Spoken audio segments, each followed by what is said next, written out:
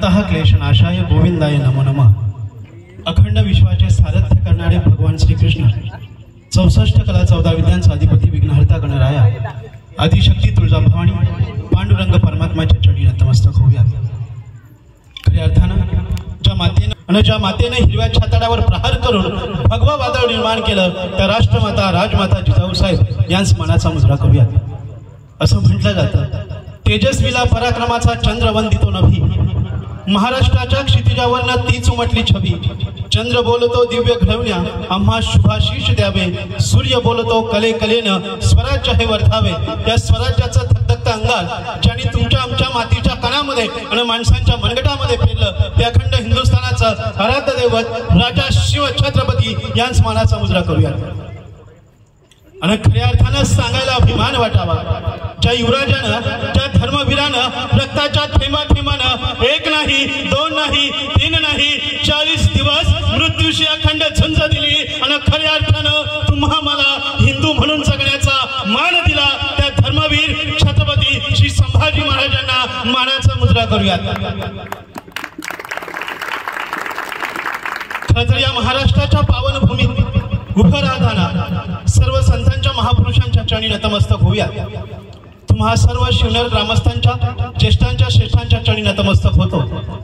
खऱ्या अर्थानं मी जेव्हा या गावामध्ये पाय ठेवलं ना, बघा मातीच्या कणाकणामध्ये किती ताकद असावी, कारण पूर्ण दिवसभर कार्यक्रमाचा प्रवास होता, पावसाचं वातावरण आहे आणि अख्ख्या देशामध्ये लोकशाहीचा रणसंग्राम सुरू आहे।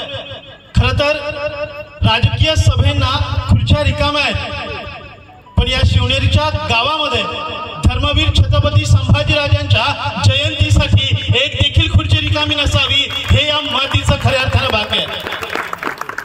खरं तर या गावाचं नाव शिवनेर असेल, पण या खऱ्या अर्थानं या गावामध्ये जेव्हा पाऊल ठेवलं ना तेव्हा शिवनेरीची श्रीमंती, शिवनेरीची संस्कारता, शिवनेरीची परंपरेचा सुगंध या मातीच जाणवला आणि म्हणून खऱ्या अर्थानं या शिवनेरच्या मातीच्या कणामध्ये आणि माणसांच्या मनामध्ये खऱ्या अर्थानं नतमस्तक होतोय। माझे गुरुवर्य हरिभक्त परायण डॉक्टर श्री कैलाश महाराज निचिते यांच्या चरणी नतमस्तक होतोय। आणि खऱ्या अर्थानं या कार्यक्रमाचं आयोजन मगाशी सांगितलं रिकी खाडे सरांनी की अख्ख्या शहापूरमध्ये एक गाव असावं की ज्यांनी धर्मवीर छत्रपती संभाजी महाराजांची जयंती साजरी करावी। खरं तर या गावातल्या प्रत्येक माणसाच्या चरणी नतमस्तक व्हावं, कारण खऱ्या अर्थानं या गावानं संस्कार आणि संस्कृती, राजकीय सामाजिक सांस्कृतिकता खऱ्या अर्थानं जतन करण्याचं काम केलंय। म्हणून तुम्हा सर्व शिवनेर ग्रामस्थांच्या चरणी पुन्हा एकदा नमन करतो। खरं तर या कार्यक्रमासाठी अनेक मान्यवरांची मांदियाळी उपस्थित आहे। प्रत्येक मान्यवरांचं पुन्हा एकदा इथे स्वागत आणि आभार व्यक्त करतोय आणि कार्यक्रमाच्या दिशेने जातोय। खरं तर आज दिवसभरामध्ये कार्यक्रमामध्ये असताना एक कीर्तनकार महाराज भेटले। बघा मातीची शोकांतिका सांगतोय, एक कीर्तनकार महाराजांची भेट झाली आणि महाराजांना सांगितलं की महाराज आज संभाजीराजांची जयंती आपण बोला। आणि त्या कीर्तनकाराने सांगावं की संभाजीराजांबद्दल काय बोलावं, त्यांचं बलिदान फक्त आम्हाला माहिती आहे पण त्यांचं कार्य मला माहिती नाहीये। अरे ही महाराष्ट्राची भूमी आहे, ही ज्ञानोबा तुकोबरायांची भूमी आहे, ही समर्थ रामदासांची भूमी आहे। अरे ज्या भूमीनं आम्हाला त्यागाची बलिदानता दिली, ज्या भूमीनं आम्हाला शौर्याची गाथा दिली त्या भूमीमध्ये राहतोय। आणि जर त्या भूमीमधल्या एखाद्या कीर्तनकार महाराजाला संभाजीराजांचं कार्य माहिती नसावं ना, ही खऱ्या अर्थानं आजची शोकांतिका आहे। आणि म्हणून खऱ्या अर्थानं या धर्मवीर छत्रपती संभाजीराजांच्या जयंतीची गरज का पडावी हा प्रश्न आम्हाला पडल्याशिवाय राहत नाही। का 350 वर्षानंतर घडून गेलेला इतिहास पुन्हा आम्हाला एकदा आठवण्याची गरज भासावी, का आम्हाला शिवरायांच्या इतिहासामध्ये पुन्हा एकदा डोकावून पाहावं लागतं, का आमच्या तरुणांना, का आमच्या लहानग्यांना आम्ही धर्मवीर छत्रपती संभाजी महाराज समजावून सांगण्याची गरज भासावी। अरे आम्ही जेव्हा भूतकाळामध्ये डोकावून पाहतो ना, आम्ही आमच्या आसपास डोकावतोय ना, तेव्हा आमच्या समोर खऱ्या अर्थानं जे चित्र उभं राहतंय ना त्या अंगावर किलस आणणारं वातावरण आहे। पालघर सारखं सुशिक्षित ठिकाण आहे, श्रद्धा नावाची एक तरुणी आहे। बघा मी 1 तास तुमचा घेणार आहे, पुढील 1 तास मला तुम्ही इतका तन आणि मनाने माझ्यासाठी देणार आहात की खऱ्या अर्थानं मी जो काही संभाजीराजा तुमच्या समोर उभा करेल तो मी तनाने आणि मनाने उभा करेल। पालघर वसईचं ठिकाण आहे आणि कॉलेजमध्ये जाणारी एक तरुणी आहे, नाव आहे श्रद्धा वालकर. एका मुस्लिम तरुणाच्या प्रेमामध्ये पडते. मैत्रीचं रूपांतर हळूहळू प्रेमामध्ये होतं. तो अल्ताफ नावाचा तरुण त्या श्रद्धा नावाच्या तरुणीला आपल्या प्रेमाच्या जाळ्यामध्ये अडकवतोय. पळून विवाह केलं जातं. दिल्ली सारख्या ठिकाणी ते स्थायिक होत आहेत आणि नंतर तो अल्ताफ नावाचा तरुण त्या श्रद्धा नावाच्या तरुणीवर अनन्य अत्याचार करतोय आणि एके दिवशी रात्रीच्या वेळी तिची हत्या केली जाते आणि 1 नाही 2 नाही 3 नाही 34 तुकडे फ्रीज मध्ये ठेवले जात आहेत आणि दिल्ली सारख्या राजधानीच्या ठिकाणामध्ये एक एक तुकडा इतरत्र फेकून दिला जातं. नाव दिलं जातं लव जिहाद. आज जर हिंदू धर्माला आणि अखंड हिंदुस्थानाला जर कोणता समस्या जर भेडसावत असेल ना तर ती आहे लव जिहाद. आज आमच्या तरुणींना लव जिहाद समजावून सांगण्याची गरज आहे. आज 100 प्रकरणांपैकी आपण द केरला स्टोरी पाहिलं असेल. 20 मिनिटं झाली. त्या पिक्चरची पहिली 10 मिनिट जर प्रत्येक माणूस जर रडला नसेल ना, ह्या मातीची शोकांतिका आहे साहेब. का आम्हाला शिवजयंतीचं आणि संभाजीराजांची जयंतीची गरज भासावी? आज लव जिहादाच्या प्रश्नानं अखंड हिंदुस्थानाला ग्रासून ठेवलाय. परवाची घटना आहे. एक तरुण कॉलेजमधून घरी येतोय. घरी आल्यानंतर आईला विचारतोय बाबा कुठे आहेत? आईने सांगावं बाबा शेतावर आहेत. मुलाने काय करावं? शेतामध्ये जातोय. बाबा शेतामध्ये नांगर धरलेला आहे. मुलाने काय करावं? शेतातलाच एक भला मोठा दगड उचलावा आणि बापाच्या डोक्यात टाकावा. जोपर्यंत बाप निश्चित मरून पडत नाही तो बाप रक्ताने छिन्न विछिन्न होतोय. रक्ताच्या थारोळ्यामध्ये बाप पडला जातो. पोलीस स्टेशन मध्ये त्या मुलाला नेलं जातं आणि विचारलं जातं अरे बाळा तू हे काय केलं? तेव्हा तो सांगता होतो की जमीन बापाच्या नावावर आहे. बाप जमीन विकू देत नव्हता म्हणून बापाचाच काटा काढून टाकला. मला सांगा ना, असे तरुण जर या मातीमध्ये जर निर्माण होणारे असतील ना तर आम्हाला संभाजीराजांच्या जयंतीची गरज भासावी. एक तरुणी कॉलेजमधून घरी येते. आई किचन मध्ये काम करत असते. त्या तरुणीने काय करावं? किचन मध्ये असलेल्या सुरी उचलावी आणि आईच्या मानेवर धार दिशी फिरवावी. आणि सांगताना सांगितलं जातं की आई मोबाईल घेऊ देत नव्हती. माझ्या सगळ्या मैत्रिणींकडे मोबाईल होते पण मलाच मोबाईल दिला जात नव्हता म्हणून आईचाच काटा काढून टाकला. मला सांगा ना, आई आणि बापाचे काटा काढणारी मुलं जर या मातीत जर निर्माण होणार असतील आणि आमची धर्म आमची संस्कृती जर धोक्यात येत असतील ना तर आम्हाला खऱ्या अर्थानं या जयंतीची गरज भासावी. आज खऱ्या अर्थानं देश धर्म समाज यांसाठी जगणारी तरुण घडवणं हे आमच्या देशासमोरील सर्वात मोठं लक्ष्य असायला हवं. आज पाश्चिमात्य संस्कृती आमच्या मानगुटीवर येऊन बसलेली आहे. आमचा धर्म आमची संस्कृती धोक्यात आहे. आमचा तरुण आज नैराश्यतेने आत्महत्या करतोय. आमची येणारी पिढी आज खऱ्या अर्थाने मोबाईल मध्ये हरवून गेलाय आणि त्या तरुण पिढीला त्या लहान बालकांना खऱ्या अर्थाने आमची धर्म संस्कृती आमचे संस्कार देण्याची गरज आहे. म्हणून या शिवजयंतीची व्याख्यान करणं गरजेचं आहे. खरं तर या ग्रुपचं नाव देखील आहे धर्मवीर छत्रपती संभाजी महाराज ग्रुप. जेव्हा असे ग्रुप खऱ्या अर्थाने या मातीमध्ये तयार होतील ना तेव्हाच या मातीचा पांग फिटल्याशिवाय राहणार नाही. जोरदार टाळ्या होऊन जाऊ देत यांसारख्या ग्रुपला. असं म्हटलं जातं की आयुष्यातील प्रत्येक प्रश्नाचं उत्तर, वाक्य नीट लक्ष देऊन ऐका, आयुष्यातील प्रत्येक प्रश्नाचं उत्तर जर श्रीमद भगवद्गीतेत असेल ना तर आयुष्यातील प्रत्येक संकटांशी कसं लढावं ना याचं उत्तर माझ्या संभाजीराजांच्या चरित्रात आहे. माझ्या संभाजीराजांच्या चरित्रात आहे. म्हणून आम्हाला संभाजी चरित्र आज खऱ्या अर्थानं अभ्यासाची गरज आहे. खरं तर असं म्हटलं जातंय विश्ववंदिनी भारत माँ का राज सिंहासन टूटा था, उसे पुनर्स्थापित करने वाला राष्ट्र पुरुष शिवराया था. देखो मुल्क मराठों का यह शिवाजी डोला था. मुगलों की ताकत को उसने तलवारी पे तोला था. हर पर्वत पर आग लगी थी, हर पथ पर शोला था. हर हर महादेव की बोली बच्चा बच्चा बोला था. शेर शिवाजी ने रखी थी लाज हमारे शान की. इस धरती से इस मिट्टी से तिलक करो, यह धरती है बलिदान की, यह धरती है बलिदान की. आणि ज्या मातीत आपण बसतोय ना ती माती सामान्य नाही आहे. खऱ्या अर्थानं जगामध्ये अनेक देश आहेत पण त्या देशामध्ये एकच हिंदुस्थान असावा आणि त्या हिंदुस्थानामध्ये एकच महाराष्ट्र असावा आणि त्याच महाराष्ट्रामध्ये तुम्ही आम्ही खऱ्या अर्थानं नांदतोय हे आमचं महत् भाग्य आहे. खरं तर 350 वर्षांपूर्वीचा काळ आहे. 5 यवनी सत्ता महाराष्ट्राच्या छाताडावर थया थया नाचत होत्या. आया बहिणींच्या अब्रूची लक्तर वेशीवर टांगली जात होती. अंगणातील तुळस आणि मंदिरांचे कलश भंगले जात होते. अरे कुणीही यावं आणि आमच्या माता भगिनींची अब्रू लुटावी, कुणीही यावं आणि गरीब शेतकऱ्यांची हत्या करून जावी, पण कोणत्या मायकलाची हिंमत होत नव्हती त्यांना थांबवण्याची. खऱ्या अर्थाने या महाराष्ट्रानं 1 नाही 2 नाही जवळजवळ 400 वर्ष या गुलामगिरी आणि पारतंत्र्याचा अत्याचार सहन केला. अरे मरणं सोपं झालं होतं आणि जगणं कठीण अशा या भूमीची अवस्था होती. पण जिजाऊ नावाची एक लेक, एक कन्या हाती प्रण घेते म्या म्या दूर करणाऱ्या मातीचा अंधकार. आणि पाहता पाहता या हिंदवी स्वराज्याचं सूर्य या मातीच्या सिंहासनावर उगवलं. खरं तर 15व्या वर्षी छत्रपती शिवाजीराजा बाल शिवबा त्या शंभू महादेवाला अभिषेक घालतात.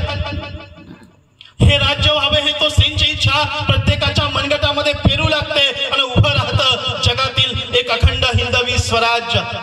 पण आश्चर्य की छत्रपती शिवाजीराजा बाल शिवबा त्या शंभू महादेवाला अभिषेक करताना दुधाचा अभिषेक करत नाहीयेत. माझा बाल शिवबा त्या शंभू महादेवाला रक्ताचा अभिषेक करतोय.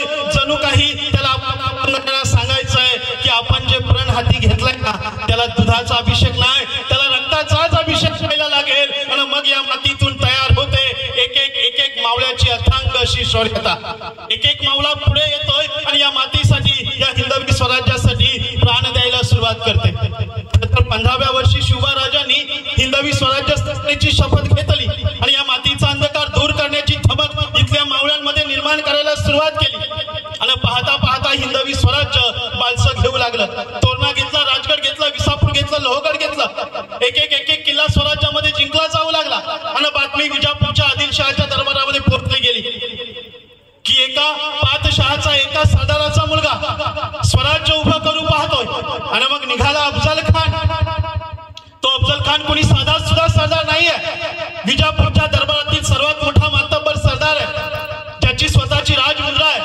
तो म्हणायचा गर अर्ज कुणद सिपर फजल फुजला फजल अफजल अजहर की आवाज आहे अफजल अफजल. तो अल्लाला देखील मानत नव्हता. तो सांगायचा अल्लापेक्षा देखील मी मोठा आहे. तो इतका क्रूर आहे, इतका अत्याचारी आहे. त्या अफजल खानाने येताना रस्त्यामधील सगळे मंदिरं लुटत गेली, मंदिरांचे कलश उद्ध्वस्त केले, माता भगिनींच्या अब्रूशी खेळत आला. 1 नाही 2 नाही 35,000चं सैन्य घेऊन अफजल खान महाराष्ट्राच्या उरावर थया थया नाचत येतोय. आणि खऱ्या अर्थानं महाराष्ट्राला ज्या पुरुषाचे वेध लागतात, इकडे शिवरायांचं आणि सईबाईंचा विवाह होतोय. खऱ्या अर्थानं सुखी विवाह म्हणायचं का त्याला? आजच्या सारखं डीजे नाहीये, आजच्या सारखे बँजो नाहीये, डॉल्बी नाहीये.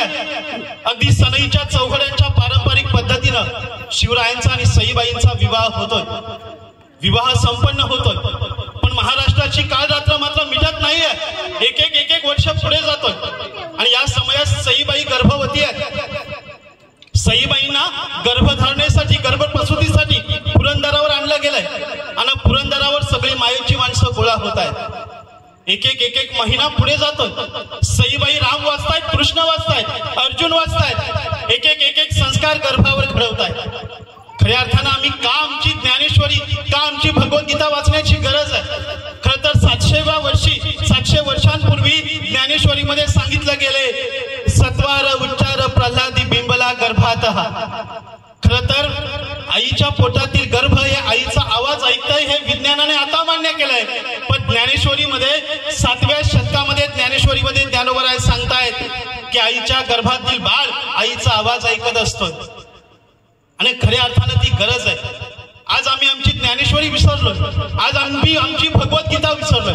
बघा जगाच्या पाठीवर अनेक धर्म आहेत, पण आमचा हिंदू धर्मच असा एक धर्म आहे की जिथे उठल्यानंतर आम्ही कधी मंदिरात जात नाही, आम्ही नाही कधी हरिपाठ करत, नाही कधी आम्ही ज्ञानेश्वरी वाचत, नाही आम्ही कधी भगवद्गीतेचे श्लोक वाचत.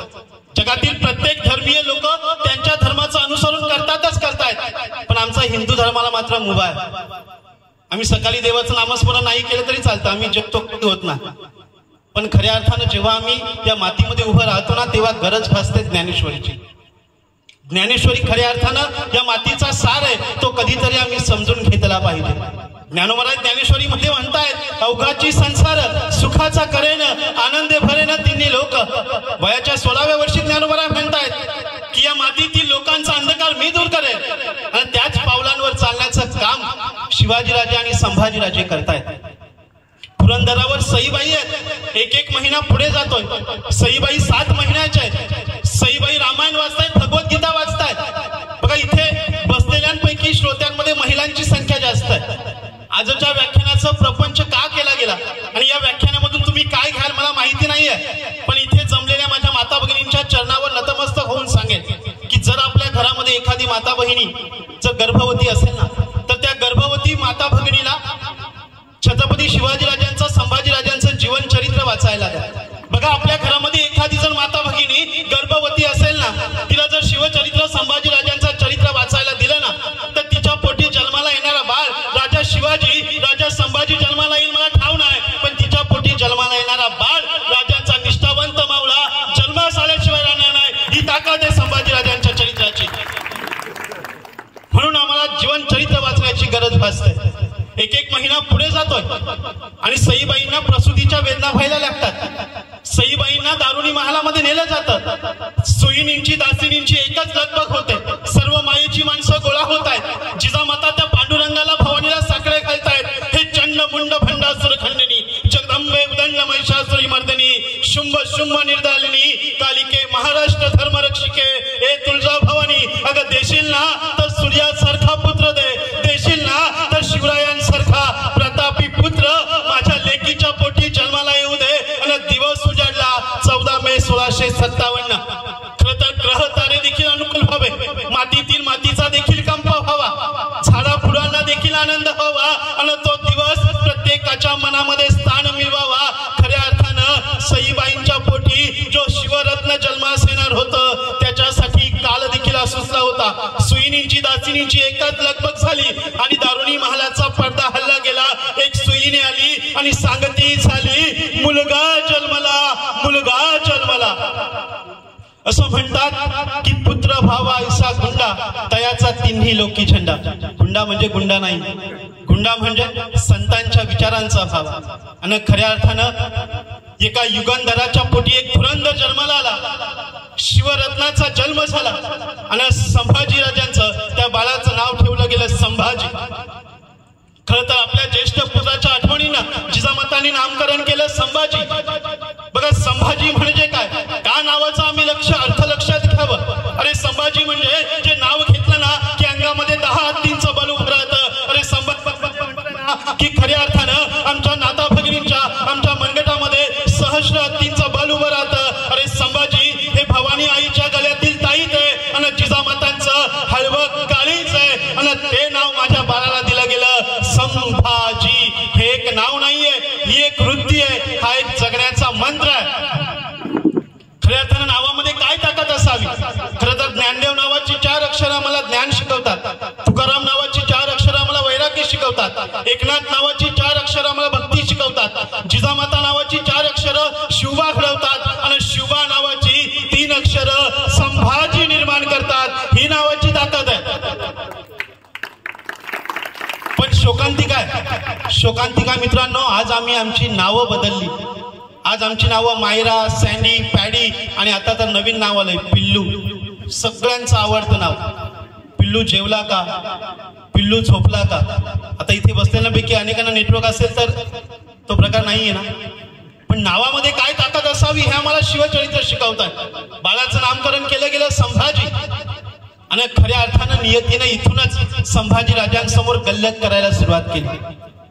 खरं तर प्रसूतीनं सईबाई थकल्या गेल्या, क्षयरोग त्यांना लागलं गेलं आणि खऱ्या अर्थानं एका युग पुरुषाला नियतीने किती खऱ्या अर्थानं थकवावं, किती संघर्ष द्यावा, इथून सुरुवात झाली. आम्ही जेव्हा जेव्हा कार्यक्रमाला जातो ना तेव्हा तिथे अनेक युवक आणि युवती असतात. मग मी सहज प्रश्न विचारतो की बाळा तू, मी असाच एकदा कार्यक्रमाला गेलो होतो, सायन्सचं इंजिनिअरिंगचं कॉलेज होतं आणि मी एका युवकाला विचारलं का रे तू इथे सायन्सला काय ऍडमिशन घेतलं. तो म्हणतो माझ्या मित्राने सायन्सला ऍडमिशन घेतलं म्हणून मी पण आलो. मग त्या मित्राला विचारलं तू का सायन्सला ऍडमिशन घेतलं, तर तो बोलतोय की माझ्या मित्राच्या गर्लफ्रेंडने सायन्सला ऍडमिशन घेतलं म्हणून मी सायन्सला ऍडमिशन घेतलं. म्हणजे आम्ही काय करतो हे आम्हाला माहिती नाहीये। आज खऱ्या अर्थानं गरज आहे राष्ट्रभक्ती आणि देशभक्ती घडवण्याची। खरं तर नितीन मानगुडे पाटील असं म्हणतायत की जिथं पोरं जगण्यासाठी पैदा केली जातात, जिथं पोरं जगण्यासाठी पैदा केली जातात तिथं पोरं कुत्र्यासारखी मारली जातात, पण जिथं पोरं त्या मायभूमीच्या रक्षणासाठी पैदा केली जातात तिथे खऱ्या अर्थानं छत्रपती शिवराय आणि छत्रपती संभाजी राजे जन्माला येतात। खऱ्या अर्थानं ती मातीची ताकद आहे। म्हणून आम्हाला खऱ्या अर्थाने घडवावं लागेल, मुलांना संस्कार द्यावे लागतील। एक वर्ष पुढे जातोय आणि खऱ्या अर्थानं जो दिवस उजाडतोय 5 सप्टेंबर 1659, बघा शिवराय आम्ही समजून घेतले। खऱ्या अर्थानं छत्रपती शिवाजीराजे समजून सांगणारे अनेक व्याख्याते मी बघतोय। अफजल खानाचा वध आम्हाला माहिती आहे, पन्हाळगडचा वेढा माहिती आहे, शाहिस्ते खानाचं आक्रमण माहिती आहे, आग्र्याची सुटका माहिती आहे, राज्याभिषेक माहिती आहे, पण शिवाजी राजांचं वैयक्तिक जीवन मात्र आम्ही कधी समजून घेतलं नाही। का शिवाजी राजा समजून घेणं गरजेचं आहे। बघा अफजल खानाचं संकट स्वराज्यावर चालून येत आहे। एकीकडे अफजल खानाचं बलाढ्य मोठे संकट आहे आणि एकीकडे शिवरायांची धर्मपत्नी सईबाई अंथरुणावर खिळून पडली, मृत्यूशी झुंज देत आहेत। तिकडे अफजल खानाला भेटावर प्रतापगडावर जायचं आहे, पण प्रतापगडावर जाण्यापूर्वी शिवराय सईबाईंच्या महालामध्ये त्यांना भेटायला जातात। प्रसंग नीट लक्ष देऊन ऐका। शिवाजीराजे सईबाईंना भेटायला त्यांच्या महालामध्ये जात आहेत। सईबाई अंथरुणावर खिळलेल्या आहेत। शिवाजीराजे जात आहेत, सईबाई उठण्याचा प्रयत्न करतायत, त्यांना उठता येत नाहीत। राजा म्हणतात अगं सई उठू नकोस, सई अगं उठू नकोस, सई तुझ्या अंगामध्ये आता त्राण नाही उडले। आणि सई म्हणते राजा तुम्ही आलात मला खूप आनंद झाला राजा, पण राजा खऱ्या अर्थानं आपण जे सुरेख स्वप्न बघितलं, या हिंदवी स्वराज्याचं स्वप्न आपण दोघांनी बघितलं आणि आज आपलं स्वराज्य खऱ्या अर्थानं बालसं घेतलंय। हे स्वराज्य बघण्यासाठी मी जिवंत राहील की नाही राजा ठाव नाही राजा। राजा मी आता जास्त दिवसांची सोबती नाही आहे। आणि सईबाईंचे शब्द राजांच्या काळजाला लागले गेले, राजांच्या डोळ्यांमधून अश्रूंच्या राजा म्हणतायत अगं सई असं म्हणू नकोस, सई सप्तपदी घेताना तुम्हाला वचन दिलं होतंस की 7 जन्म मी तुम्हाला साथ देईन राजा। अगं सई असं म्हणू नकोस, सई या स्वराज्याला तुझी गरज आहे सई। सई म्हणते राजा नाही राजा, राजा यापुढे मी जास्त जगेल की नाही राजा मला ठाव नाही। राजा म्हणतायत अगं सई असं म्हणू नकोस, सई आपला शंभू बाल 2 वर्षांचा आहे सई। आणि सई म्हणते राजा राजा उभय जन्म मी तुमच्या सोबत काढला राजा, पण एक देखील तुमच्याकडे मी नाही राजा। राजा आज मरते क्षणी मी तुमच्या समोर एकच मागणं मागते राजा, राजा माझ्या शंभू एकलाला सांभाळणार राजा। राजा माझा शंभू बाल 2 वर्षांचा आहे राजा। राजा तुम्ही जेव्हा मुलखावर जाणार राजा तेव्हा माझा बाल शंभू घरी एकटा असेल राजा, त्याला आईचा पदर नसेल राजा। तुम्हाला दुःख झालं ना राजा तर तुमच्या अश्रू पुसायला आईचा पदर असेल राजा, पण माझ्या शंभूला आईचा पदर नसेल राजा, शंभूला सांभाळायला। शिवरायांच्या अश्रूचा थेंब आणि थेंब सांगत नाहीये। त्या राजगडावरच्या त्या दारुणी महालाने तो प्रसंग जणू बघितला असेल। का मला शिवाजीराजा समजून घ्यावासा वाटतो, राजा होणं सहज सोपं नाहीये। स्वतःची धर्मपत्नी अंथरुणावर खिळते, पण राजा सईबाईंचा निरोप घेऊन प्रतापगडावर जात आहेत आणि एके दिवशी बातमी येते 5 सप्टेंबर 1659चा दिवस आहे, सईबाईंचं निधन होत आहे। अफजल खान दाराशी येऊन ठेपलाय आणि एकीकडे आपल्या धर्मपत्नीचा मृत्यू आहे, आपला लेकरू 2 वर्षांचा आहे, पण राजा त्या शंभू बाळाला भेटायला जात नाहीत की आपल्या पत्नीचं अंत्यविधी करायला देखील ते राजगडावर जात नाहीयेत। किती दुःख माझ्या राजाने सहन केलं, किती वेदना सहन केल्या असतील, त्या वेदनांचा कधीतरी आम्ही विचार करणार आहोत का? खरं तर शिवचरित्र शिकवतं त्याग करायला, शिवचरित्र शिकवतं मातीसाठी जगायला। खरं तर असं म्हटलं जातं की शिवचरित्र ही भोगाची नाही त्यागाची गाथा आहे आणि म्हणून ती समजून घेणं गरजेचं आहे। अफजल खान येतोय आणि अफजल खानाला 10 नोव्हेंबर 1659 रोजी प्रतापगडाच्या पायथ्याशी भेट घेतली जाते। भेटीचा दिवस उजाडला जातोय, अफजल खानाची भेट घेतली जाते आणि प्रतापगडाच्या पायथ्याशी अफजल खान उभा पाडला जातो आणि इतिहास पुटपुटतो, हरे रंग का सपना पाए आया था अफजल माटी में, छत्रपति ने घुसा दिया था भगवा उसके छाती में, भगवा उसके छाती में। अफजल खान मारला गेला, अफजल खानाचं संकट स्वराज्यावरनं दूर निघून गेलं, पण आज देखील मित्रांनो लक्षात घ्या, आमच्या देशावर असे अनेक अफजल रूपी संकट आहेत. तुम्ही बघितलं असेल 2-3 महिन्यांपूर्वीची घटना आहे. आपल्या जवळच पडघा गाव आहे आणि त्या पडघा गावामध्ये ISISचे 16 आतंकवादी सापडत आहेत. विचार करा, आतंकवाद आज जर आपल्या चौकटीपर्यंत येऊन ठेपलेला आहे तर तुम्हा आम्हांचं काम आहे धर्म रक्षण करणं. देव, देश आणि समाजासाठी का जगावं याचं उत्तर आम्हाला शिवचरित्र देत आहे.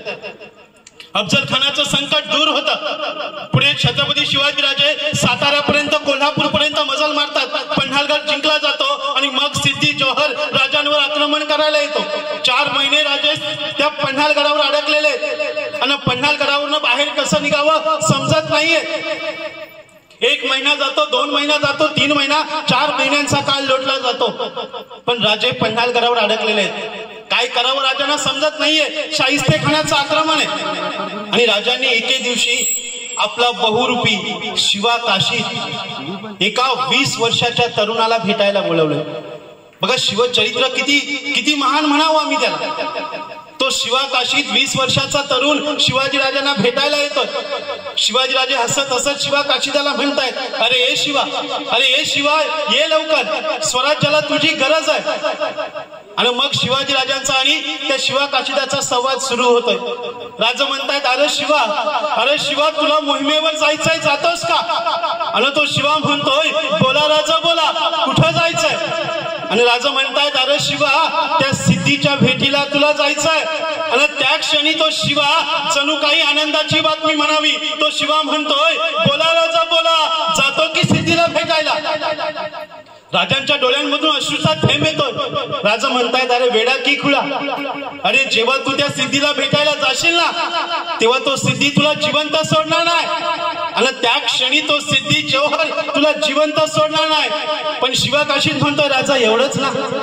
राजा एक गोष्ट लक्षात ठेवा, राजा जेव्हा या हिंदवी स्वराज्यात मी दाखल झालो ना, जेव्हा मी तुमच्या सैन्यात दाखल झालो ना, तेव्हा माझी माय मला म्हणाली होती की शिवा, अरे एक गोष्ट लक्षात ठेव, या हिंदवी स्वराज्यासाठी, या शिवाजी राजांसाठी जर कधी मरायची वेळ आली ना शिवा, तर मागे वळून बघू नको. या शिवाजी राजांसाठी बेहद तू आपला जीव दे राजा. आणि राजा आज तो दिस खऱ्या अर्थानं खरा ठरतोय. त्या शिवा काशीदानं राजांचा जिरेटोप चढवला, अंगामध्ये अंगारका घातला, गळ्यामध्ये 64 कवड्यांची माळ चढवली, पायामध्ये सुरवार पेहनली आणि शिवाजी राजांच्या डोळ्यांमधून अश्रूंचा पाठ वाहतोय. राजे अश्रूंचा पाठ वाहत आहेत. शिवा म्हणताय, राजा या शिवासाठी तुम्ही लढावं. राजा हे शोभत नाही, राजा हे शोभत नाही राजा. आणि राजा शिवाला म्हणतायत, अरे शिवा, तू जेव्हा त्या सिद्धीच्या भेटीला जाशील ना तेव्हा सिद्धी तुला नक्कीच मारणार आहे, पण तरी देखील तुझ्या डोळ्यांमध्ये अश्रूचा एक थेंब देखील नाही.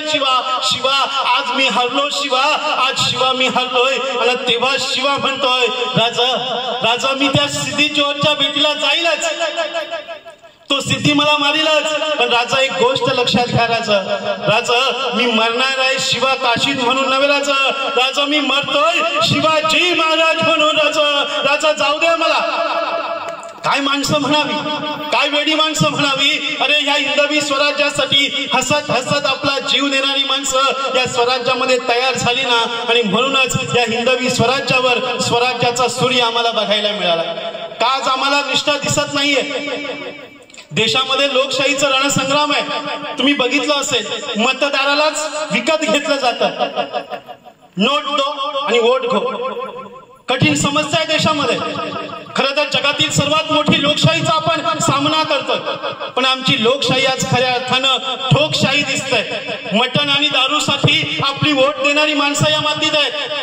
पण शिवचरित्र शिकवतं आम्हाला निष्ठा, शिवचरित्र शिकवतं आम्हाला कर्तव्य, शिवचरित्र शिकवतं आम्हाला जबाबदारी. मातीसाठी आणि आपल्या माणसांसाठी कशी निष्ठा असावी ना, हे शिवचरित्र शिकवतं.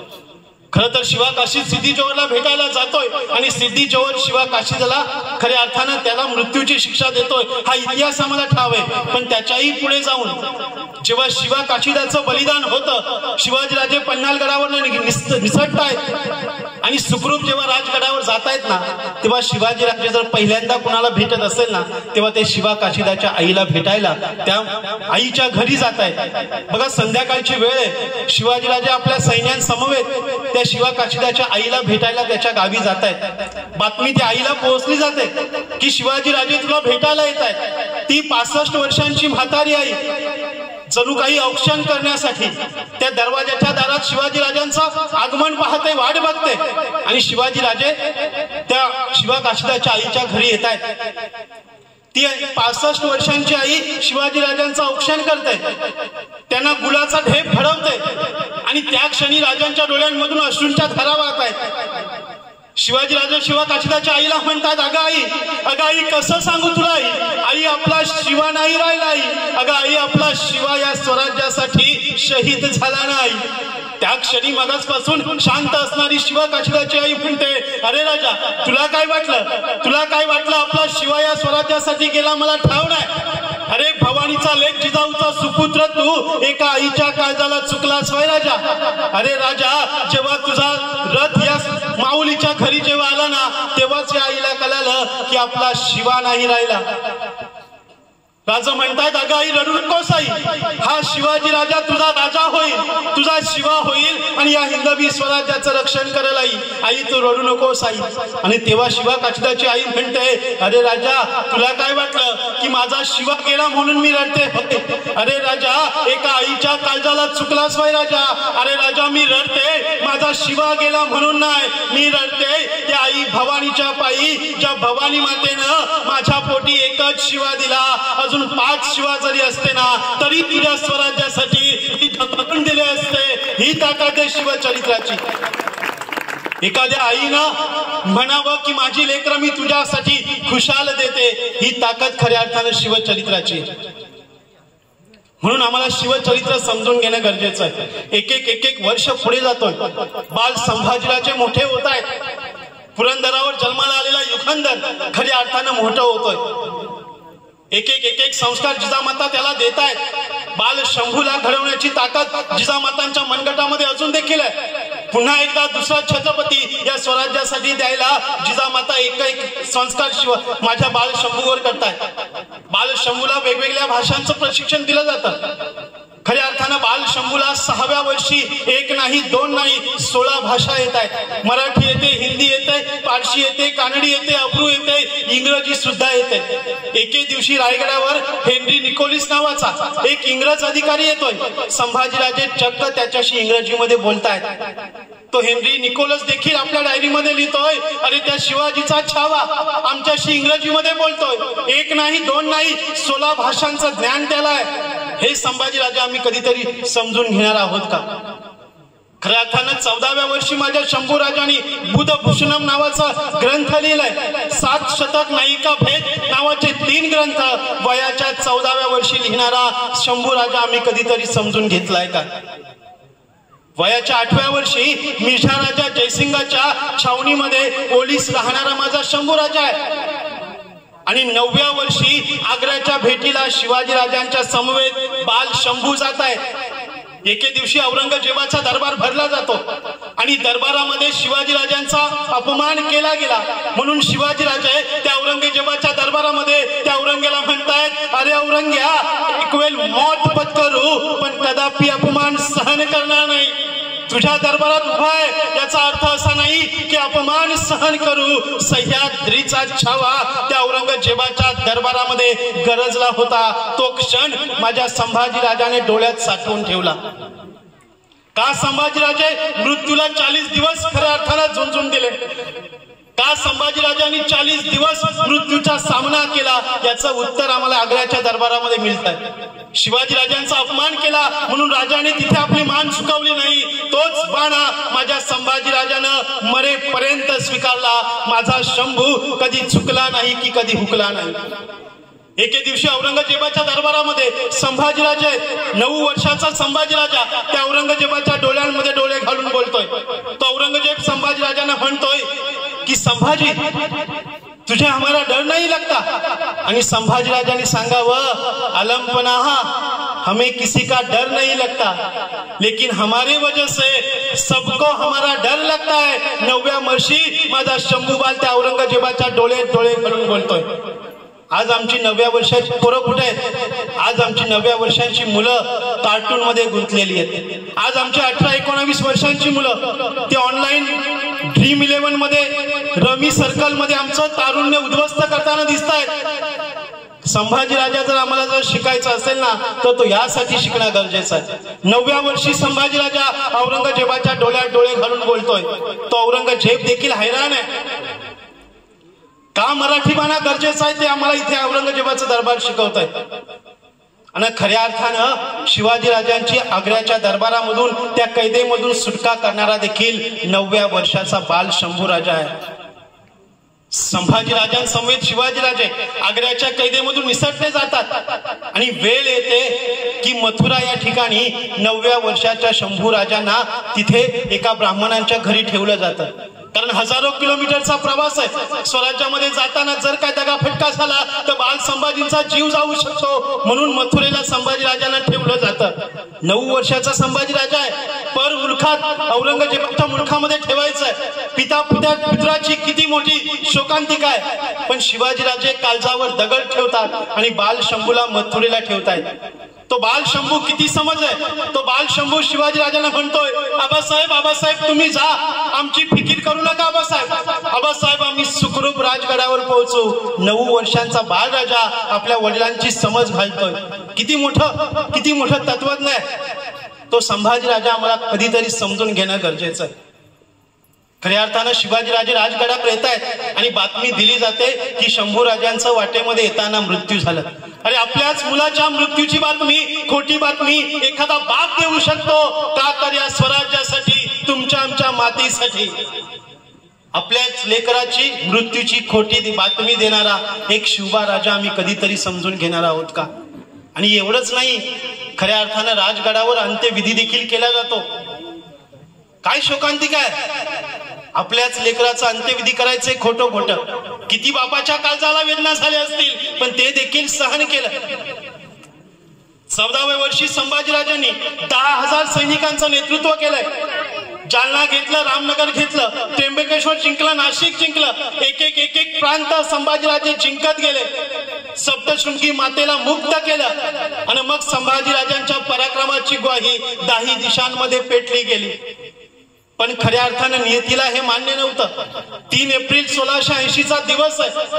रायगडावर हिंदवी स्वराज्याचा सूर्य खऱ्या अर्थानं अस्ताला गेला. या मातीचा थरकाप उडाला, दगडाला देखील पाचार फुटला. कारण या हिंदवी स्वराज्याचा छत्रपती खऱ्या अर्थानं कैलासवासी झाले. पण शोकांतिका बघा ना, यावेळी संभाजीराजे पन्हाळ गडावर आहेत. स्वराज्यामध्ये फंद फितुरी माजले गेले, पण मृत्यूची बातमी, वडिलांच्या मृत्यूची बातमी, माझ्या राजाच्या मृत्यूची बातमी एखाद्या लेकराला मिळू नये. किती मोठी शोकांतिका आहे. शिवाजीराजांचा मृत्यू होतोय आणि खऱ्या अर्थानं हिंदवी स्वराज्यावर एका मागून एक अनेक संकट यायला लागतायत. किती संकट यावी. एका बाजूला मुघल आहेत, एका बाजूला सिद्धी आहे, एका बाजूला फिरंगी आहेत, एका बाजूला इंग्रज आहेत. 5 येवनी सत्ता हिंदवी स्वराज्यावर आक्रमण करायला येत आहेत आणि तो औरंगजेब 5 लाखाचं सैन्य घेऊन या हिंदवी स्वराज्यावर येतोय. पण तरी देखील संभाजीराजा त्या औरंगजेबाला शरण जात नाही. आणि त्याच वेळी बातमी येते कर्नाटकावरून. कर्नाटकामध्ये म्हैसूरचा राजा आहे, राजा चिकदेवराय. नाव लक्षात ठेवा, चिकदेव नावाचा राजा आहे. आणि हा चिकदेव राजा नावाचा एक राजा तिथल्या जनतेवर इतके जुलूम जबरदस्ती करतोय. राजांना, शंभूराजांना बातमी मिळते संभाजीराजे 20,000चं सैन्य घेत आहेत आणि म्हैसूरवर चालून जात आहेत. तो चिकदेवराव नावाचा राजा आहे. तो चिकमंगळूर या किल्ल्यामध्ये संभाजीराजे आक्रमण करतायत. पण मात्र चिकदेव राजा एक खेळी खेळतोय. वरून बाणांचा वर्षाव सैन्यांवर केला जातो. संभाजीराजाचा एक सैन्य मारला जातोय. संभाजीराजांना कळत नाहीये काय करावं. वरून बाणांचा वर्षाव होतोय आणि मग संभाजीराजाने काय करावं. संभाजीराजांनी स्वराज्यामध्ये ग्वाही दिली. रायप्पाला सांगितलं की जेवढे चांभार भेटतील तेवढे चांभार घेऊन ये. सगळे चांभार गोळा झाले आणि संभाजीराजांनी त्या चांभारांना आज्ञा दिली आणि त्यावेळी त्या चांभारांनी त्या सैनिकांसाठी जगातलं पहिलं चामड्याचं चिलखत तयार केलं, ज्याला जगातलं पहिलं बुलेट प्रूफ जॅकेट म्हणतोय, तो निर्माण करणारा संभाजी राजा आहे. जगातलं पहिलं बुलेट प्रूफ जॅकेट माझ्या संभाजी राजानं निर्माण केलंय. आम्ही आज विज्ञानाची सांगतो बाता करतोय, पण संभाजी राजांनी बुलेट प्रूफ जॅकेट निर्माण केलं आणि मग सैनिकांनी अंगावर ते चिलखत चढवलं. एका मागून एक आक्रमण होत गेली, पण यावेळी मात्र संभाजी राजांचा एक देखील सैनिक मारला गेला नाही. चिकदेवचा राजा शरण जातोय, 2 कोटीची खंडणी घेतली जाते आणि म्हैसूरच्या राजाचा पराभव केला जातो. संभाजी राजा आम्हाला का समजून घ्यायचा आहे? खरं तर संभाजी राजांचं वर्णन करताना कवी आणि लेखक असं म्हणतायत की जगातील पहिला तरंगता तोफखाना कोणी निर्माण केला असेल तर तो संभाजी राजांनी निर्माण केला. जगातील पहिला अग्निबाण रॉकेट कोणी निर्माण केलं असेल तर ते संभाजी राजांनी निर्माण केलंय. जगातल्या पहिली पालखी देहू ते पंढरपूर या पालखीला पहिलं संरक्षण देणारा माझा संभाजी राजा आहे. एवढंच नाही तर आज आपण ज्या मुरुड जंजिरा किल्ल्यावर जातोय ना, त्या किल्ल्यामध्ये 800 मीटरचा सेतू बांधणारा कोण आहे तर माझा संभाजी राजा आहे. ही संभाजी राजांच्या चरित्राची ताकद आहे. अरे त्या समुद्राला देखील व्यसन घालणारा माझा संभाजी राजा आहे. पण फंद फितुरी मारली जाते. माझ्याकडे वेळेचं बंधन आहे कारण आपले नियोजित कार्यक्रम आहेत, पण शेवटच्या 10 मिनिटांमध्ये मला फक्त संभाजी राजांचं बलिदान सांगायचं. फक्त 10 मिनिट मी तुमचे घेतोय. का हिंदवी स्वराज्य स्थापन करणं गरजेचं समजावं. खरं तर फंद फितुरी माजली जाते. संगमेश्वरावर संभाजीराजे वस्तीला आहेत आणि त्याच वेळी मुर्करब खान 10,000 सैन्य घेऊन त्या संगमेश्वराला वेढा देतोय. बघा, संभाजी राजांसमवेत सैन्य नाहीये आणि फंद फितुरेने त्या गणोजी शिर्केने बातमी दिली गेली आणि मग माझा संभाजी राजा त्या मुकरब खानाच्या फिंतुरीमध्ये त्याच्या फंद्यामध्ये अडकला जातो. त्या संगमेश्वरावर संभाजी राजांना कैद केली जाते. सोबत एक कवी कलशांना आणि संभाजी राजांना कैद केली जाते. माझ्या संभाजी राजांना एका उंटावर बसवलं जातं, राजवस्त्र काढली जातात, विदूषकाचे कपडे चढवले जातात.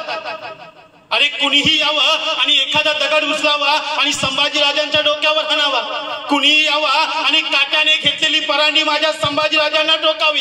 रक्ताच्या थारोल्यामध्ये संभाजी राजा डुबलेला आहे.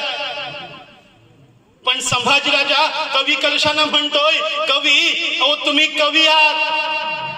जे बाबासाहेबांनी निर्माण केलेलं स्वराज्य जर आपल्याला सांभाळायचं असेल ना तर अशा कितीतरी वेदना आपल्याला सहन कराव्या लागतील. आणि मग शंभू राजांना आणि कवी कलशांना औरंगजेबाच्या छावणीत आणलं जातं. छावणीत आणल्यानंतर तो औरंगजेब संभाजी राजांना पाहण्यासाठी आसूसला येतोय आणि संभाजी राजांना पाहतोय, गुडघे टेकून खाली बसतोय आणि त्याच समयी कवी कलश म्हणतायत, अरे देखो कुदरत का क्या करिश्मा है, देखो कुदरत का क्या करिश्मा है, शेर को देखकर बकरा भी घुटने टेक कर बैठा है, घुटने टेक कर बैठा है. अरे त्या औरंगजेबाच्या कैदेमध्ये तो आलमगीर सिंहासन सोडून खाली बसलाय. तो औरंगजेब येतोय आणि संभाजी राजांना पहिला प्रश्न करतोय, संभा इस्लाम कबूल करो, संभा इस्लाम कबूल करो. आणि कडाडला तो छावा, अरे औरंग्या धर्म मतलब आस्था और आस्था कभी बदली नहीं जाती. संभाजी 1000 बार जिएगा, 1000 बार मरेगा, लेकिन हिंदू धर्म कभी नहीं छोड़ेगा. तो संभाजी राजा म्हणतोय, अरे औरंग्या कितीही वेदना दे पण आम्ही आमचा धर्म सोडत नाही. किती वेदना सहन केल्या असतील संभाजी राजांनी. आणि मग सुरू झाला सजेचा एक अंमल. पहिला सजेचा अंमल दिला गेला की संभाजी राजांचे डोळे काढले जावे. काय सजा दिली? तप्त सलयांनी संभाजी राजांचे डोळे काढावेत. आणि एके दिवशी हबशी 2 तप्त सलया घेऊन संभाजी राजांच्या समोर उभे राहिले. तप्त सलया आहेत, त्या सळयांमधून धूर निघतोय आणि त्या धूर निघणाऱ्या सळया संभाजी राजांच्या डोळ्यांसमोर उभ्या राहिल्या आणि तप्त सळया संभाजी राजांच्या डोळ्यात घुसल्या गेल्या. चल चल चल आवाज करत संभाजी राजांचे डोळे काढले गेले. खुकी हुकीत संभाजीराजे करत नाहीये। अरे ज्या डोळ्यांनी हिंदवी स्वराज्य पाहिलं, अरे ज्या डोळ्यांनी आबासाहेबांना पाहिलं, ज्या डोळ्यांनी महासाहेबांचं दर्शन घेतलं, तेच डोळे तप्त सलयांनी काढले गेले। किती किती वेदना झाल्या असतील, पण संभाजीराजे हुकीत करत नाहीये। सजेचा दुसरा अंमल आहे, राजांचे हात पाय कलम करावे। हबशी आला आणि धाड दिशी संभाजीराजांचे हात पाय कलम केले गेले। ज्या हातांनी तलवार पकडली, ज्या हातांनी स्वराज्याच्या हिंदवी स्वराज्यासाठी दुश्मनांवर घाव केले, ते हात पाय कलम केले, पण संभाजीराजे झुकत की हुकत नाहीयेत। सजेचा तिसरा अंमल आहे, राजांची जीभ छाटली जावी आणि मग हबशी सांशी घेऊन उभी राहिले, पण त्या हबशींना संभाजीराजांचा जबडाच खोलत नाहीये। अरे कसा खोलेल, अरे सिंहाचा जबड्यात घालून हात मोजीनं दात, ही तर जात मराठ्याची त्या संभाजीराजांचा जबडा आहे। पण नाक दाबलं गेलं, जबडा उघडला गेला आणि धाड दिशी संभाजीराजांची जीभ कलम केली गेली। रक्ताच्या थारोल्यामध्ये जीभ लटपटत पडली। अरे ज्या मुखाने जगदंब जगदंबेचा पुकार केला, ज्या मुखाने आबासाहेबांचा उच्चार केला, ती जीभ छाटली गेली, पण संभाजीराजांनी सहन केलं। कशासाठी? तुमच्या आणि आमच्यासाठी। जर सहन केलं नसताना, जर सहन केलं नसताना आजचा हा अखंड हिंदुस्थान कब्रस्तान झाला असता, कब्रस्तान झाला असता। पण माझा संभाजीराजा झुकत नाहीये की हुकत नाहीये। आणि दिवस उजाडला 11 मार्च 1689, भीमा इंद्राणीच्या तीरावर संभाजीराजांचं डोकं मारलं गेलं। रक्ताच्या थारोल्यात संभाजीराजे निपचित पडले गेले आणि जणू संभाजीराजा आभाळामध्ये उंच पाहून त्या आभाळाला सांगते झाले, आबासाहेबांना बोलते झाले, आबासाहेब आबासाहेब तुम्ही जर आभाळाच्या डोळ्यांनी मला पाहत असाल ना, पण त्या आभाळा एवढं तुमचं रूप पाहिला मला डोळेच नाही तो आबासाहेब। आबासाहेब मथुरेवरनं येताना मी सहज म्हणालो होतो, आबासाहेब आमची फिकीर करू नका आबासाहेब, पण तुमचा हात विश्वासाने हातात घ्यायला ते हातच उरले नाहीत आबासाहेब।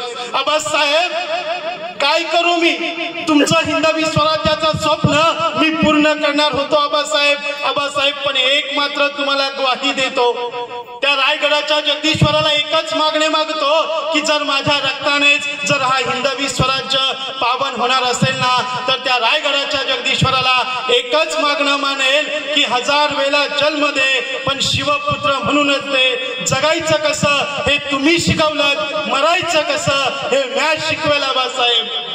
काय काय वेदना माझ्या संभाजीराजांनी सहन केल्या।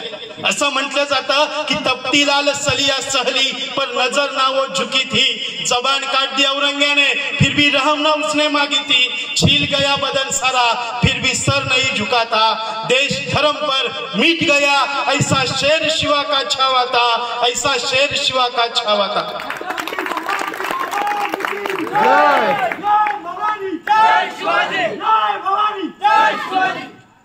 अरे पाहुणी शौर्य तुझं पुढे मृत्यूही नतमस्तक झाला, स्वराज्याच्या मातीसाठी माझा शंभू अमर झाला, माझा शंभू अमर झाला।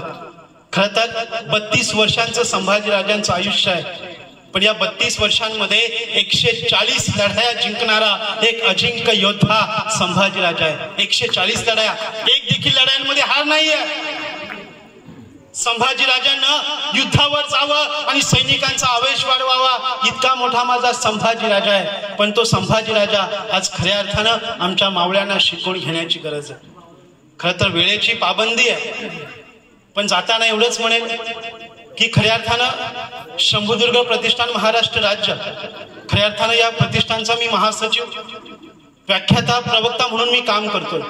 देव देश आणि समाजासाठी धर्मासाठी लढणारं प्रतिष्ठान आहे, दुर्ग संवर्धन करणारं हे प्रतिष्ठान आहे। ज्या शहापूर किल्ल्यामध्ये आपण राहतो ते आपल्या शहापूर तालुक्याचं वैभव किल्ले माहुली, या किल्ले माहुलीचा विकास, संवर्धन आणि जतनाचा ध्यास घेतलेलं आपलं प्रतिष्ठान आहे।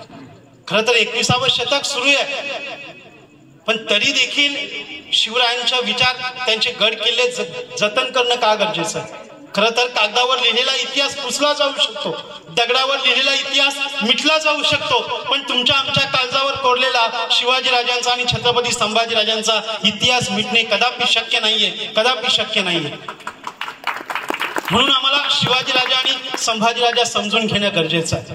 नक्कीच खऱ्या अर्थानं या शिवनेर गावामध्ये ज्यांच्या मार्फत मी इथे उपस्थित राहिलो ते शंभूदुर्ग प्रतिष्ठानची मुलूक मैदानी तोप आणि खऱ्या अर्थाने खूप मोठं शिलेदार एक आदर्श मित्र सन्मान्य श्री संजयजी फडे साहेब यांच्या चरणी नतमस्तक होतो. खरं तर तुम्ही सर्व युवक नाहीयेत. खरं तर या गावाच्या मातीमध्ये खूप मोठी ताकद आहे. या गावानं संस्कार आणि संस्कृती जतन करण्याचं काम केलं. मी खऱ्या अर्थानं पाहत असतो की शिवनेर गाव असेल या तालुक्याचं भूषण म्हणायला हरकत नाही. या तालुक्याचं नेतृत्व करणारे गाव आहे. पुन्हा एकदा आपल्या सर्वांच्या चरणी नतमस्तक होतोय. निरोप घेताना एवढंच म्हणेल, हे प्रभू आता न काही मागणे, हे प्रभू आता न काही अन्य मागणे, द्यायचंच असेल तर शिवरायांस पुन्हा जन्म दे, बांधून दे बुरुज टकमक टोक दे, देशद्रोही गद्दारांना कडे लोट दे, कडे लोट दे, कडे लोट दे. खरं तर आमचे मित्र विष्णू थोरवे असं म्हणतायत की हर हर महादेवाची नौबत इथे झडेल काय, हर हर महादेवाची नौबत इथे झडेल काय, आणि सांगा सांगा स्वराज्याला शिवरायांचं सपान पुन्हा पडेल काय. अरे जातीवरून दंगे इथे झेंड्यावरून पंगे, अरे जातीवरून दंगे इथे झेंड्यावरून पंगे, आपणांचं युद्ध सुरू आहे आपणा संगे, माणसाला माणुसकीचं रोग इथे चढेल काय, आणि सांगा सांगा स्वराज्याला शिवरायांचं सपान पुन्हा पडेल काय, सपान पुन्हा पडेल काय. बघा इथे अनेक तरुण उभे आहेत.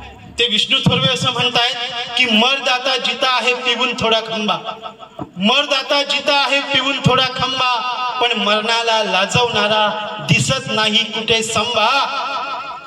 अरे संभा सारखा शूरवीर तरुण इथे घडेल काय, आणि सांगा सांगा स्वराज्याला शिवरायांचं सपान पुन्हा पडेल काय, सपान पुन्हा पडेल काय.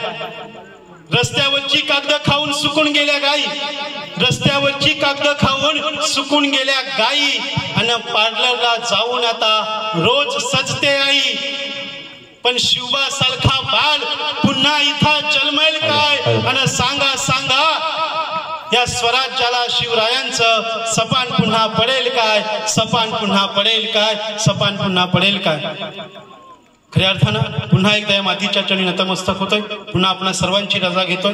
जाताना एवढंच म्हणेल की हे प्रभू आता न काही अन्य मागणे, द्यायचंच असेल तर शिवरायांस पुन्हा जन्म दे, बांधून दे बुरुज टकमक टोक दे, देशद्रोही गद्दारांना कडे लोट दे, कडे लोट दे, कडे लोट दे. आज इथल्या मातीला चंदनाचा गंध आला, आज इथल्या मातीला चंदनाचा गंध आला. आपणा सर्वांच्या उपस्थितीनं कार्यक्रमाला रंग आला, रंग आला, रंग आला. एकदा जोरदार टाळ्या होऊन जाऊ द्या आणि एक जोरदार छत्रपती संभाजीराजांची गारद होऊन जाऊ द्या. मग आपल्या कार्यक्रमाचं औचित्य साध्य झालं असे समजेल. खऱ्या अर्थाने या कार्यक्रमासाठी सुंदर अशी साऊंड सिस्टम आहे, त्यांच्या चरणी नतमस्तक होतोय. या कार्यक्रमाचं सूत्रसंचालन आमचे मित्र, एक आदर्श व्यक्तिमत्व, एक उत्कृष्ट शिवव्याख्याते, निवेदक आणि खऱ्या अर्थानं एक उत्कृष्ट संगीतकार गीतकार म्हणून आम्ही ज्यांना म्हणतोय आमचे मित्र रिक्कीजी खाडे सर यांच्या देखील चरणी नतमस्तक होतोय. पुण्याच्या या पूर्ण शिवनेरच्या ग्रामस्थांच्या चरणी नतमस्तक होतोय. संभाजीराजांच्या जयंतीचं आपलं 7वं वर्ष आहे. हे 7वं वर्ष नाही तर अशी अनेक वर्ष येत जावत आणि या गावच्या प्रत्येक नागरिकाला उत्तम आरोग्य लाभो, उत्तम श्रीमंती लाभो, ही देखील आई माता भवानीच्या चरणी नतमस्तक होतोय आणि थांबतोय. जय हिंद, जय भारत, जय महाराष्ट्र. धर्मवीर छत्रपती संभाजी महाराज की जय. भवानी जय, भवानी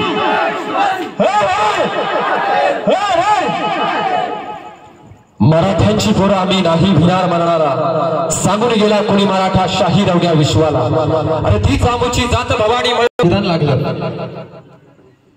असे मान्यवर या ठिकाणी उपस्थित आहेत. आदरणीय मनीष गोविंद फेरे उद्योजक यांना विनंती करतोय आपण व्यासपीठामध्ये यायचं. आदरणीय मनीष गोविंद फेरे, मनीष गोविंद फेरे. शरद हरी फरडे विनंती करतोय आपण व्यासपीठावर यायचंय. शरद हरी फरडे ग्रामसेवक, त्याचबरोबर आदरणीय नयनजी विठ्ठल फरडे यांना विनंती करतोय आपण व्यासपीठावर यायचंय. माजी उपसभापती विलास मुकुंद फरडे, संजय हिरामन फरडे. मी सर्व मान्यवरांचा या ठिकाणी नामोल्लेख करतोय. भास्कर वामन फरडे यांच्या वतीनं जनरेटर आम्हाला उपलब्ध झाला. राहुल विठ्ठल सापळे, त्याचबरोबर शरद हरी फरडे. महाराष्ट्रातून पहिली शिवदिंडी ज्यांनी सुरू केली, शिवगर्भ संस्कार भूमी किल्ले माहुली ते शिवजन्मभूमी किल्ले माहुली, त्यांना या ठिकाणी आम्ही विशेष गौरवित आहोत. विनंती करतोय आपण व्यासपीठावर यायचं. आदरणीय शरद हरिफंडे, एकदा जोरदार टाळ्यांचा गजर झाला पाहिजे. त्यांचा विशेष सत्कार या ठिकाणी केला जाईल.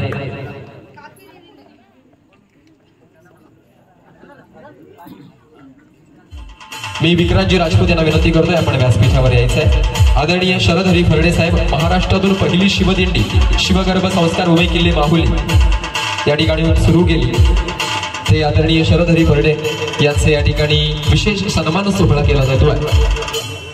आदरणीय राजपूत साहेब यांच्या शुभ हस्ते माईची उद्गार शाल, प्रेमाचं प्रतीक पुष्पगुच्छ देऊन हा विशेष सन्मान या ठिकाणी केला जातोय. छत्रपती शिवाजी महाराज की. आदरणीय शरद हरिफंडे साहेब यांचे या ठिकाणी विशेष सन्मान केला जातो. त्याचबरोबर आदरणीय मनीष गोविंद भेरे, विनंती करतोय आपण सुद्धा व्यासपीठावर यायचंय. मनीष गोविंद भेरे, मनीष भेरे यांना विनंती करतोय आपण व्यासपीठावर यायचंय. आदरणीय सागरजी राजपूत साहेब यांना विनंती करतोय आपण व्यासपीठावर यायचंय.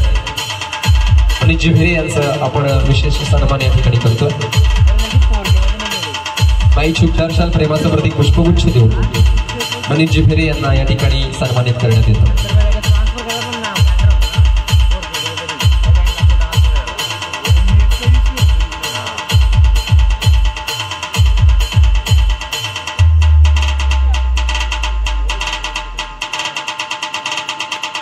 सन्मान चिन्ह, माईची उद्गार शाल आणि पुष्पगुच्छ देऊन मनीषजी भेरे यांना या ठिकाणी सन्मानित करण्यात येतं. मान्यवरांचा आभार, धन्यवाद. विनंती करतोय आपण स्थानापन्न व्हायचं. या नृत्य स्पर्धेसाठी पुढील महत्वाची जी स्पर्धा आहे, त्या स्पर्धेसाठी पूर्वी एक सन्मान बाकी आहे. आदरणीय प्रशांत चौधरी यांना विनंती करतोय आपण सुद्धा व्यासपीठावर यायचं. आदरणीय प्रशांतजी चौधरी, आपण व्यासपीठावर यायचं. या कार्यक्रमासाठी नक्कीच मान्यवर उपस्थित आहेत, त्यांचा या ठिकाणी सन्मान करण्यात येतो.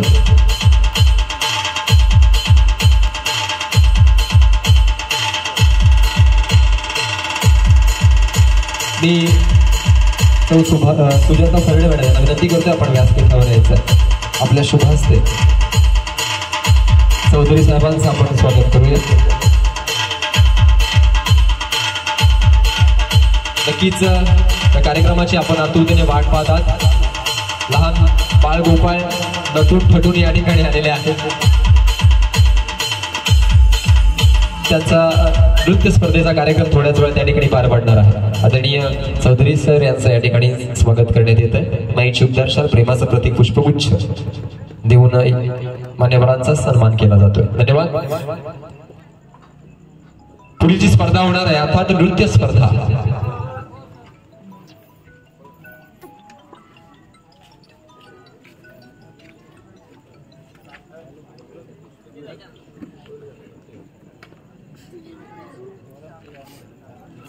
ज्यांचा आवाज आपण गेले एक तास ऐकत होतात, शिवविचारांनी संपूर्ण शिवनेर नगरी ज्यांनी जागृत केली,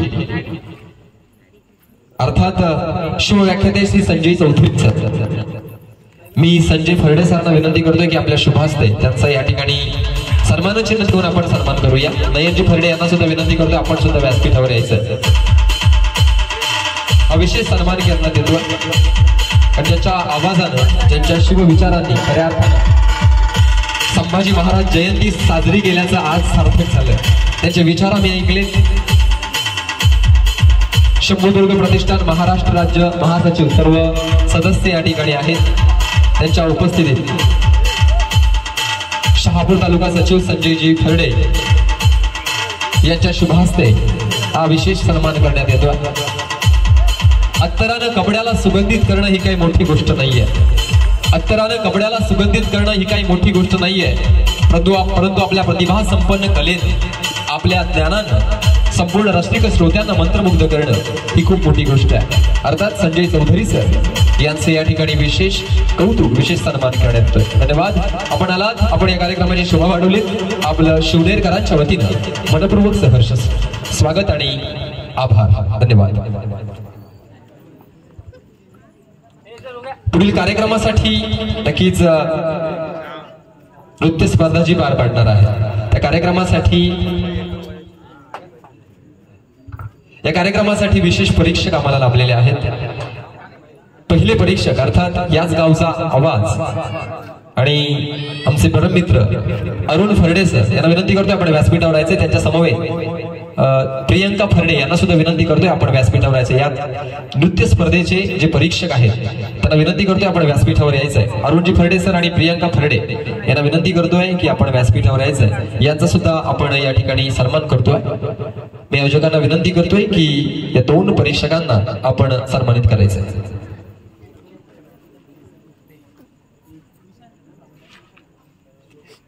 मी योगेश दळवी यांना विनंती करतो की अरुण फरडे सरांना आपण सन्मानित करायचंय. या कार्यक्रमासाठी परीक्षक आपल्याला लाभलेले आहेत. नृत्य स्पर्धेचं परीक्षक ज्यांच्या वतीनं या ठिकाणी करण्यात येणार आहे त्यांचं या ठिकाणी कौतुक सन्मान केला जातो.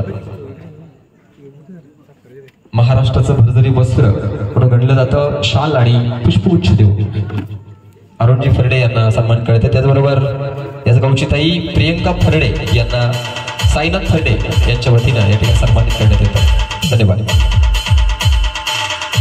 मी परीक्षकांना विनंती करतोय समोरच्या खुर्च्यांमध्ये आपण स्थानापन्न व्हायचंय आणि संपूर्ण श्रोते वर्गाला एक सांगू इच्छितो की एक डान्स संपल्यानंतर आपण 2 लकी ड्रॉ विजेते या ठिकाणी डिक्लेअर करणार आहोत. एक करणार आहोत. 10च डान्स आहेत. बक्षीस 20 आहे. 2 आपण बक्षीस काढणार आहोत. त्यामुळे आपला वेळ सुद्धा वाचणार आहे आणि आपलं सर्वांचं मनोरंजन सुद्धा होणार आहे. एकदा सर्वांसाठी जोरदार टाळ्यांचा गजर होऊन जाऊ दे.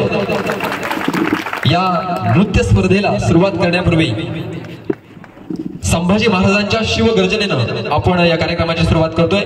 मी याच गावचा आवाज कुमारी रिद्धी उमवणे विनंती करतोय आपण व्यासपीठावर यायचंय. रिद्धी उमवणे शिवगर्जनेनं या